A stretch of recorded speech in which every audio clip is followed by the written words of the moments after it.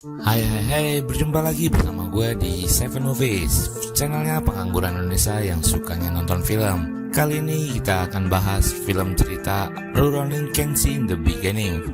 Film ini masih disutradarai olei Keiichi Otomo, diperankan oleh Takeri Sato sebagai Kenshin Himura, Kashi Arimura sebagai Tomo Yoshihiro, dan di sini Emi Take sayangnya nggak bermain ya. Ya nggak usah berlama-lama lagi, inilah alur cerita Rurouni Kenshin The Beginning.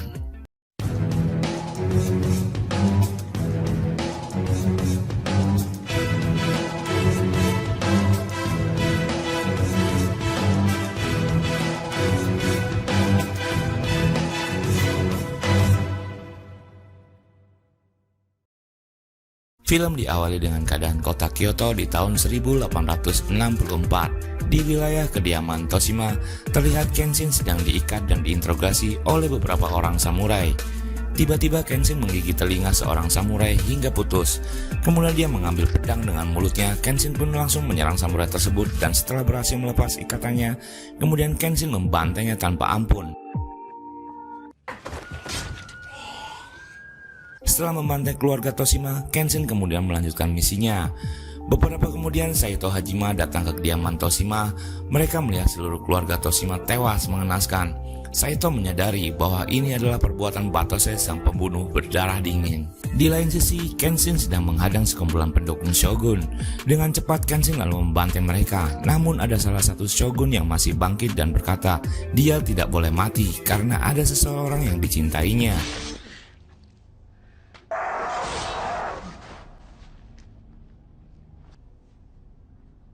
Kenshin menghajar pedangnya berkali-kali, namun orang itu masih tetap bertahan. Bahkan dia sempat membalas dan memberikan luka di pipi Kenshin. Pada saat itu Kenshin benar-benar tak memiliki belas kasihan. Dia menusukkan pedangnya berkali-kali dan orang itu pun akhirnya tewas. Setelah itu Kenshin melempar sebuah kertas yang bertuliskan Kishu Oto atau eksekusi. Kenshin kembali ke penginapan Kohagia. Di sana Kenshin tinggal bersama pemberontak Chosu. Kenshin menemui pemimpin Chosu yang bernama Katsura Kagoro yang membunuh ratusan orang selama 6 bulan terakhir. Namun Katsura mengkhawatirkan polisi Senshigumi atau yang biasa disebut Serigala Mibu. Dan itulah pasukan terbaik yang dimiliki Shogun. Dia meminta Kenshin untuk berhati-hati. Kemudian Kenshin pergi meninggalkan tempat itu. Yuk kita flashback dulu ya ke setahun sebelumnya, di mana Kenshin baru bergabung dengan pasukan pemberontak Chosu. Terlihat para kelompok Chosu sedang melakukan latihan bela diri dan berperang. Pimpinan Shisaku berkata bahwa siapapun boleh bergabung asalkan bisa menggunakan pedang. Kenshin yang baru bergabung ditantang oleh anggota Chosu. Kenshin berkata kalau dia tidak mau melawan orang yang mau berjuang bersamanya. Shisaku yang melihat kemampuan Kenshin menyuruh mereka untuk bertanding. Dengan sekali serangan, Kenshin dapat melorotkan celana orang tersebut. Shisaku pun kagum melihat kemampuan Kenshin, lalu menanyakan jurus yang digunakan oleh Kenshin. Jurus itu adalah Hiten Mitsurigi Ryu. Setelah kejadian itu, Kenshin menjadi dikenal oleh kalangan pemberontak lainnya. Dan Katsura memanfaatkan Kenshin untuk menjadikan pembunuh bayaran. Namun Katsura menyadari kalau Kenshin banyak membunuh orang, tapi hatinya masih murni.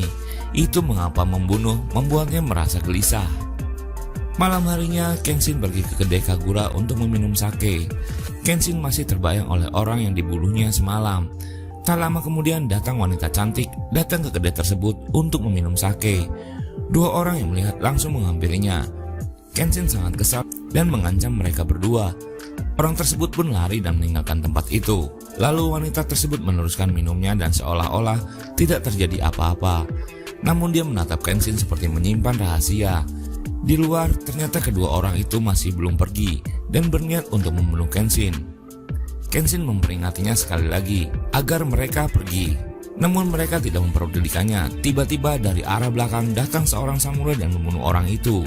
Samurai itu pun menyerang Kenshin. Tapi dengan sangat mudah Kenshin memutuskan tangannya dan membunuh.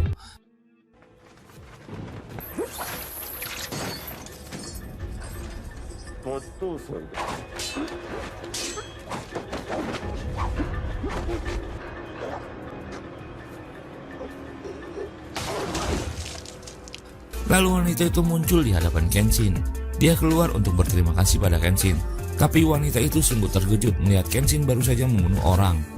Kemudian wanita itu pingsan, lalu Kenshin membawanya ke penginapan. Keesokan harinya wanita itu sudah bangun dari pingsannya. Kenshin kemudian menanyakan namanya dan wanita itu menjawab, "Namaku adalah Tomoe Yukishiro." Kemudian wanita itu pun memberitahu ke semua orang dan Tomoe berkata bahwa sekarang dia bekerja di penginapan tersebut. Namun Kenshin merasa keberadaan Tomoe akan menjadi masalah untuknya. Kenshin kemudian menyuruh Tomoe agar pulang ke rumahnya. Tomoe berkata bahwa dia tidak punya keluarga lagi, namun Kenshin tetap menyuruhnya pergi. Tomoe berkata, "Jika dia mencabut pedang, apakah kamu akan membunuhnya? Seperti pria semalam." Kenshin pun bilang kalau dia tidak membunuh sembarang orang. Tujuan dirinya membunuh adalah untuk membawa ke era baru Jepang. Lalu Tomoe pun pergi. Di sisi lain, Katsura mengetahui Kenshin telah diserang semalam. Dia mencurigai bahwa ada pengkhianatan di antara mereka. Kemudian pada malam harinya Kenshin kembali menyerang para pendukung motor Shosuke ini. Motor Shogun lagi. Para pendukung Shogun maksudnya. Sementara Tomoe menuliskan diary tentang perasaannya. Pada saat pulang, Kenshin ditanya oleh Tomoe, apakah Kenshin akan terus membunuh. Kenshin pun terdiam. Keesokan paginya Tomoe menjalankan aktivitas seperti biasanya. Dia sangat rajin membantu di penginapan tersebut. Tapi Tomoe tidak pernah tersenyum sedikit pun. Orang-orang di sana selalu mengejek Kenshin dan Tomoe seperti suami istri, karena Tomoe lebih memperhatikan Kenshin dibandingkan dengan yang lainnya. Katsura menjadi curiga terhadap Tomoe karena sifatnya yang aneh. Dia mengira Tomoe sebagai mata-mata musuh, tetapi tidak ada bukti yang kuat Tomoe menghubungi siapapun. Kemudian Katsura menemui Tomoe di kamarnya. Dia meminta Tomoe agar tidak menjadi penghalang bagi Kenshin untuk mewujudkan era baru. Sementara itu, seorang pandai besi bernama Sakurai, dia sering membuat pedang, dan dialah yang membuat pedang bermata terbalik untuk Kenshin nantinya. Seperti di film sebelumnya guys, harusnya sih ya emang ini dulu sih, tapi gue lupa. Oke, lanjut. Keesokan harinya Tomoe mengajak Kenshin untuk jalan-jalan. Mereka melihat pertunjukan wayang anak di jalanan. Tomoe bertanya, apakah Kenshin tetap mengorbankan nyawa banyak orang untuk mencapai tujuannya? Kenshin pun tetap pada jawaban yang sama, bahwa dia ingin era baru yang damai. Lalu dia pergi meninggalkan Tomoe. Namun di tengah jalan, Kenshin merenungkan kata-kata Tomoe. Adegan berpindah ke markas besar kepolisian Shinsegumi. Komandan pasukan Shinsegumi berhasil menangkap salah satu pemberontak Chosu yang bernama Furutaka. Saito juga mengetahui rencana mereka akan membakar istana dan membawa kaisar ke Chosu. Malamnya, Kondo Isami, Haitsuke Tode dan Shoji memerintahkan pasukannya untuk menangkap orang Chosu hidup atau mati. Kenshin yang mengetahui kabar tersebut langsung bergegas ke penginapan Ikedaya, di mana para pemberontak Chosu sedang merencanakan penyerangan ke istana. Tak lama kemudian polisi Shinsegumi sampai ke penginapan Ikedaya. Mereka langsung membantai semua anggota Chosu. Di sana seorang pemberontak yang kabur berhasil dikejar oleh Shoji Okita, kapten 1 Shinsegumi. Saat dia akan membunuhnya, tiba-tiba Kenshin datang dan mencegahnya. Lalu mereka berdua pun bertarung.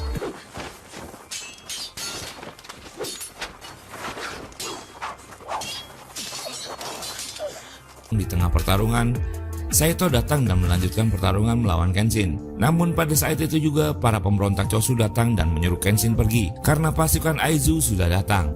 Pada tanggal 19 Juli 1864 terjadi insiden Kinmon, yaitu pertempuran antara pasukan Shogun dan pemberontak Chosu yang menyebabkan sebagian kota terbakar. Para pemberontak yang tersisa bersembunyi seusai kejadian di penginapan Ikidaya.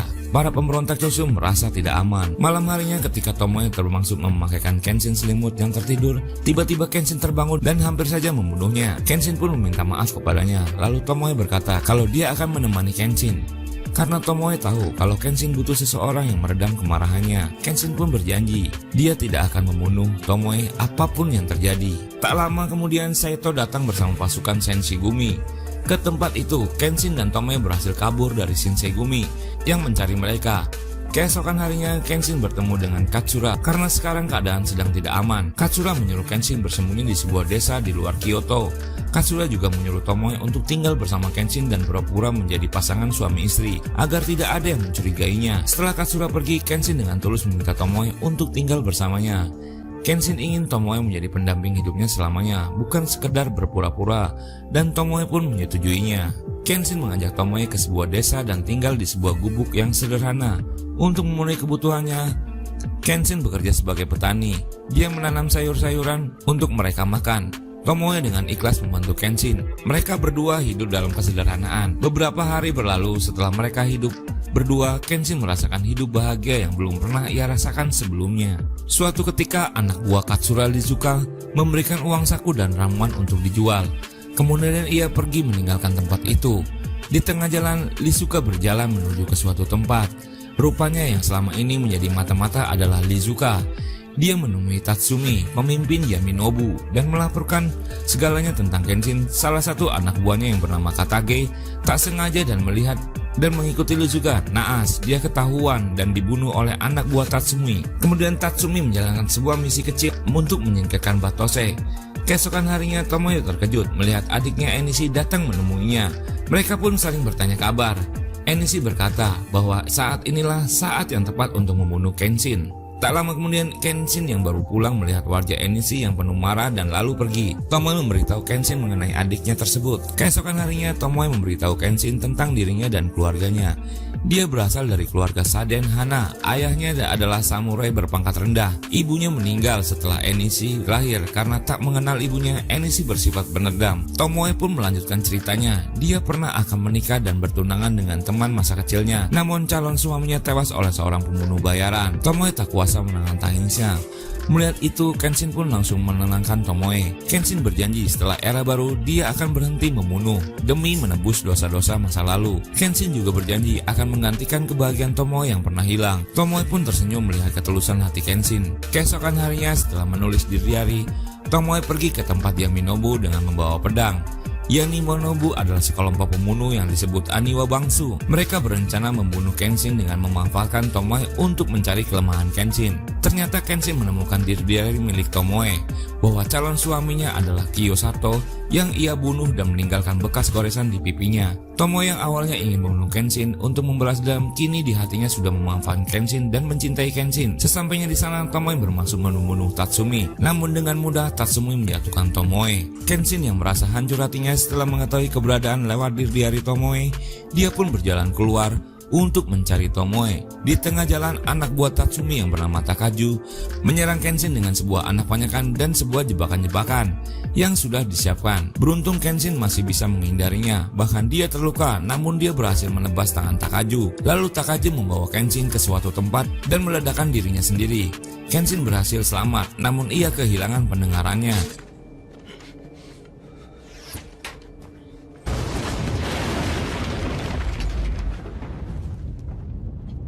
Kemudian Kenshin diserang oleh Sumita dan Momoji. Kenshin berhasil mengalahkan mereka berdua. Namun sebelum tewas, Sumita sempat menyalakan peledaknya dan membuat Kenshin kehilangan penglihatannya.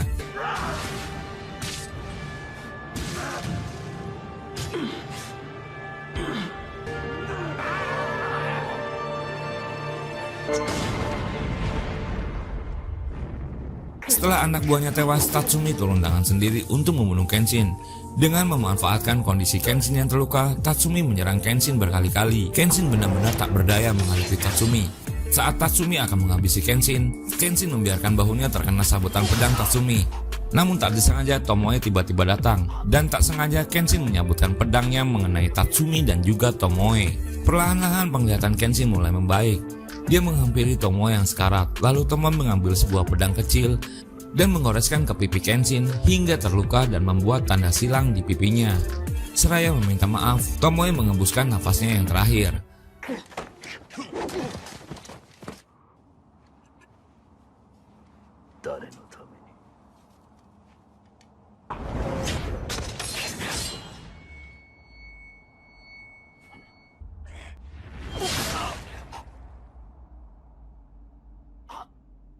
Saat kembali ke rumahnya, di sana sudah ada Katsura. Ia berkata sudah menyuruh orang untuk mengejar Lizuka yang mata-mata sebenarnya. Katsura berkata bahwa dia sudah mempunyai pembunuh bayaran yang baru. Lalu dia menanyakan langkah Kenshin selanjutnya.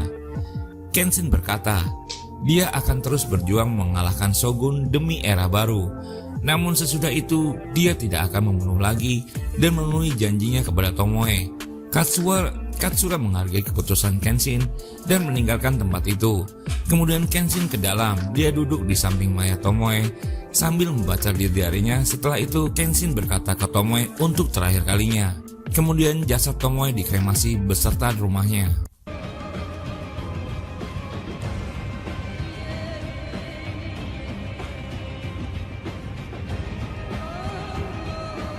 Singkat cerita, 19 Januari 1868 di Kyoto terjadi sebuah pertempuran Toba Fushimi antara pendukung kekaisaran dan pendukung Shogun Tokugawa yang dipimpin oleh Saito Hajime. Seseorang muncul dengan tanda silang di pipinya. Dialah Sang Batose. Dengan cepat dia membantai semua pasukan Shogun. Tak lama kemudian terlihat panji kekaisaran yang menandakan pasukan Shogun telah kalah dan era baru pun dimulai. Saito mengatakan kepada Kenshin bahwa ini belum berakhir, namun Kenshin menancapkan pedangnya ke tanah dan dia meninggalkan Saito karena dia berjanji tidak akan membunuh lagi setelah era baru terwujud, dan film pun habis. Wassalamualaikum warahmatullahi wabarakatuh. See ya. Subscribe ya, jangan lupa biar cepat 1000 subscriber.